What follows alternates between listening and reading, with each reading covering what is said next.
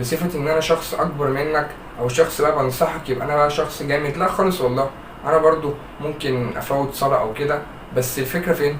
ان احنا نحاول يعني نحافظ على الاساسيات بتاعت ديننا، وكل واحد عارف هيحافظ عليها ازاي. يعني اقول لك صلي واقرا قرآن وسبح وبتاع، طب ما كل دوت حاجات يعني بديهيات، فاهم؟ فما ينفعش ان انا اقولها لك. فلو انت ما بداتش صلاه او انت ما بداتيش صلاه، فابداوا من دلوقتي حالا، لان صدقني الواحد ممكن يموت، تمام؟ اكيد هيموت بعد صلاه او قبل صلاه. اليوم في 5 صلوات، تمام؟ فتخيل بقى انت مثلا لا قدر الله العمر الطويل ليكوا طبعا، مت مثلا ايه، ما صليتش الصلاه اللي قبلها، فاهم؟ فمش تبقى حلوه خالص.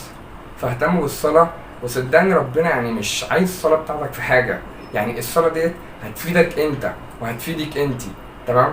وبس كده، بحبكم في الله، سلام.